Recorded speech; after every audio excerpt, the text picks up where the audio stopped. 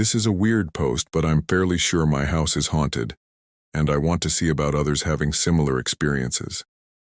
This house was built in 1954, and I moved in about 2.5 years ago. I live alone with my dog. Things started happening within a few weeks of moving in. Lights turning on and off, doors closing on their own, etc. One night, I was sitting at the kitchen island eating dinner, and a hand grabbed my torso.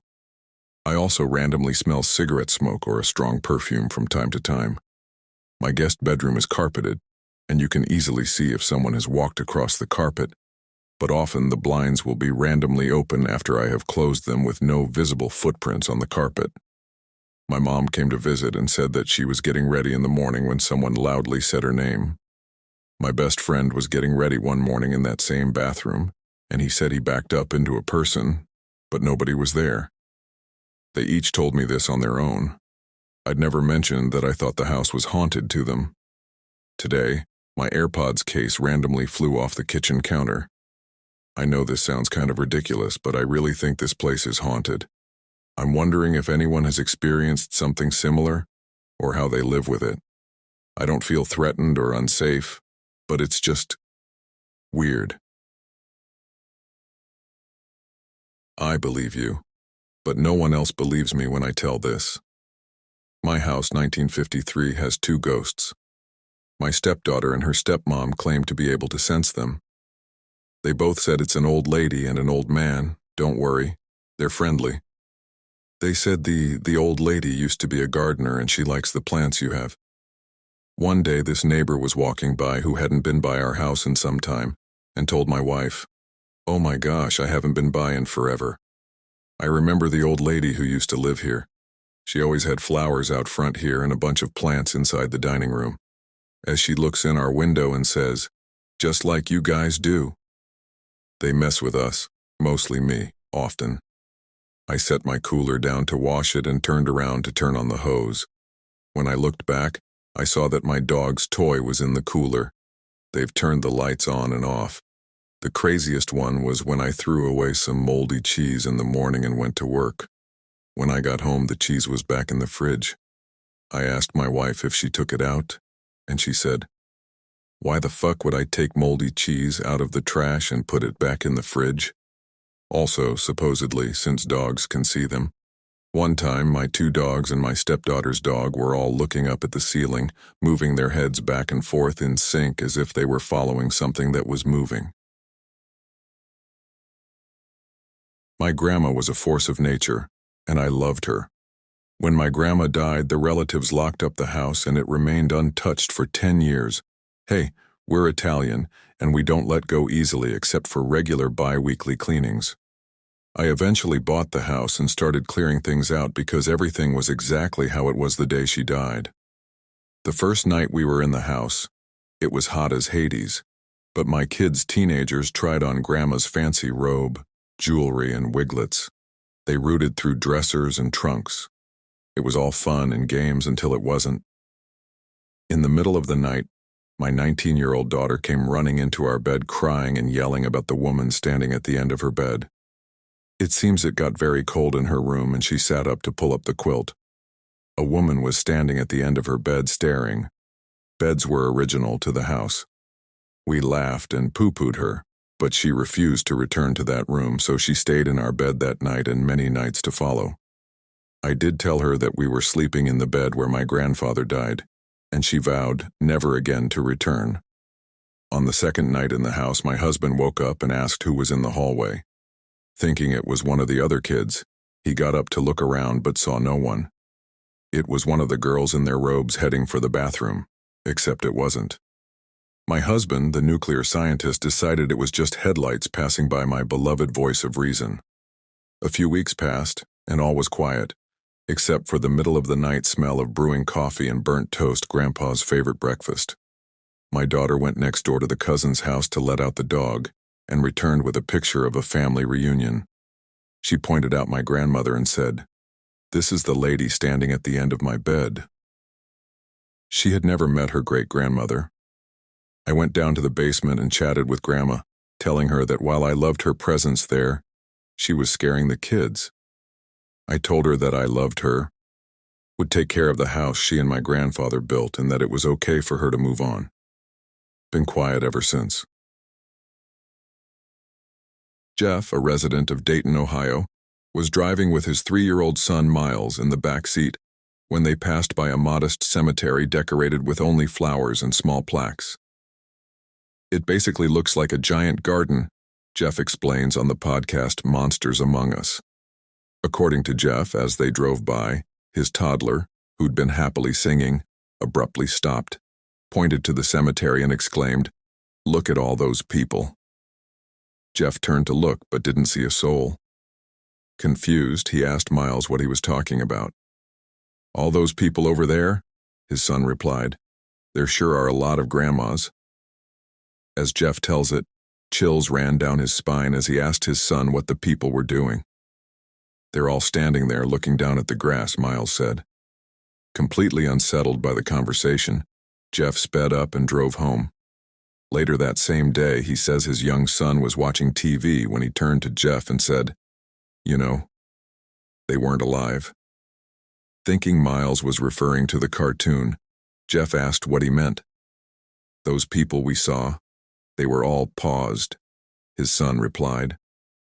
"I don't know if my kid has the sixth sense," Jeff says, "or if he just has a wild imagination." The Stanley Hotel in Estes Park, Colorado, has been around for more than 100 years and was built as a posh getaway for the wealthy seeking solitude in the mountains. As the years passed, however, occupancy declined, and by the 1970s, the Grand Hotel had fallen into disrepair. It was around that time that famed author Stephen King spent the night there and was inspired to write the book The Shining. The book and blockbuster film helped return the Stanley to its former glory. Now guests come in droves to see the hotel that inspired one of the scariest horror movies of all time. Given its history, it should come as no surprise that many visitors report strange happenings. Aware of the ghostly rumors, Texas resident Henry Yao booked a last-minute getaway in April of 2016 to check it out. After arriving, Yao had dinner, then wandered around the Stanley to take photos. Stopping at the staircase, he waited for people to clear the area, then took a picture, thinking nothing of it. Later that night, however, Yao fell seriously ill. "I felt really sick. I had the shivers. I was like, something's really wrong." On the trip home, Yao began swiping through the photos he'd taken when he discovered what he said was a really, really strange image of someone standing on the stairs, except no one had been there. The next day, he posted the photo on Instagram, half joking that he'd captured a ghost and the world took notice. Almost overnight, Yao found himself in the limelight with his ghost picture warranting attention from global media outlets and paranormal experts who wanted to examine the photo. Some experts say that there's 2 ghosts, and other people said that the reason I got sick is because the ghost was trying to materialize, taking energy out of me, he said. "There's so many theories about this. And what does Yao think?" "I have no idea," he says with a laugh. If there's no such thing as ghosts, then explain the supernatural incidents at San Diego's Whaley House, a destination dubbed America's most haunted house. "I have definitely been present when people claim they hear things, smell things, and in some cases even see apparitions," says Victor Santana, operations manager at the Whaley House and Museum. Widely known for its unexplained occurrences, the historical house was built in 1856 by Thomas Whaley, a former New Yorker who came west during the gold rush. It's quite possible Whaley got a sweet deal on the land given it was once home to the San Diego gallows, a place where countless criminals were executed. Though he doesn't know exactly how many people died at the site, Santana says one prisoner stands out. Yankee Jim Robinson was executed on site after he stole a boat, says the Whaley House manager. Legend says that Thomas Whaley was actually a witness to that execution. Whether it's true or not, Santana says that Whaley reported haunted happenings in his home in the years that followed, citing heavy footsteps going up and down the stairs while he worked in his office. He would also sometimes hear a man grunting, if you will, and he would attribute that to Yankee Jim Robinson, he says. After dying of natural causes, Whaley is said to have become a ghost himself at the house, with some visitors claiming to smell the cigars he enjoyed smoking. Or you might even see him at the top of the staircase looking down on you, says Santana.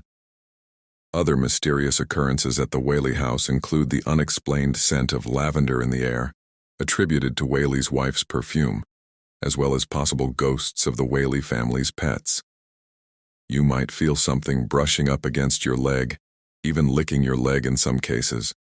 And they believe that's the family dog, says Santana. Has Santana ever actually seen an apparition there? I have never seen a ghost, he confirms. However, he has had a couple of odd experiences, including seeing a doll that seemingly appeared to move on its own once, and occasionally he's heard a woman's voice crying late night at night. Santana was also present during a paranormal investigation at the site in which an EVP electronic voice recorder used by investigators picked up something utterly spine-chilling. You set up a recorder and you ask questions. Is anybody in the room with us? What is your name? So one of the questions was, are you happy that we are here with you tonight? Explains Santana. And when you play back the recording, you hear somebody say, no. On August 4, 1892, Andrew and his wife Abby Borden were found brutally murdered in their Fall River, Massachusetts home. Though murder wasn't uncommon in the late 1800s, the fact that they were bludgeoned to death with an axe, and the main suspect was their 32-year-old daughter Lizzie Borden, certainly was. The crime and trial that followed made headlines around the world. Lizzie was ultimately acquitted of murder, but she remains forever linked to the heinous killings, as does the home where the crime was committed. Now a bed and breakfast and museum, the Borden home attracts history buffs and thrill seekers who come to see for themselves if rumors that the house is haunted are indeed true. When I started working here, it was more of the history. I really didn't care about the paranormal, Suzanne St. John, a realtor and tour guide at the Lizzie Borden house. However, that all changed after St. John says she experienced a few unusual happenings of her own. Guests tell us they hear laughing and playing in the middle of the night. Things get moved around, she says.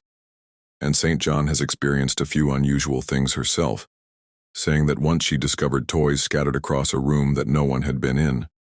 St. John also talks of a picture that fell over and slid 2 feet across the floor without any plausible explanation, as well as a closet door that once opened on its own volition. On the eve of the anniversary of Andrew and Abby's murder, St. John says that she and 2 other tour guides at the house felt a sudden sharp, piercing pain in their left eyes, the same exact location of Andrew Borden's fatal injuries. Perhaps the most unsettling, however, is the story St. John tells of a tour guide at the Lizzie Borden house who asked her group to silence their cell phones before beginning the tour. Moments later, a guest's cell phone rang. She looked up and said, "It's my mom." The tour guide asked if she wanted to leave and take the call, to which the woman replied, "She died 2 years ago." One of them is the tale of Captain Joseph White, a wealthy merchant who was found bludgeoned to death in his bed. It was a crime motivated by money, according to Giovanni Alabiso, owner and tour guide at Salem Historical Tours, who says the 82-year-old merchant was allegedly targeted by greedy brothers hoping to get their hands on his will. Brothers Joseph and Francis Knapp enlisted the help of Richard Crowninshield to help get the job done. Late in the evening, when Captain White is asleep, Dick Crowninshield comes in. He goes upstairs to the 2nd floor and takes a club and bashes the captain over the head and crushes his skull. The murder resulted in a scandalous trial and is said to be the inspiration for Edgar Allan Poe's The Telltale Heart, as well as the game Clue. Whether it's the brutal nature of the crime or revenge for the attempt to steal his money, the spirit of Captain Joseph White is said to still wander the halls of his former home.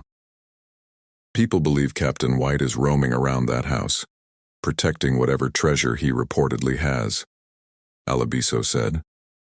Tourists take photos of the house, and despite being empty, Many pictures reveal shadowy figures, both male and female, in the windows and on the landing of the Gardner Pingree house. Who are they? No one knows. It's definitely, absolutely active, Alabiso says.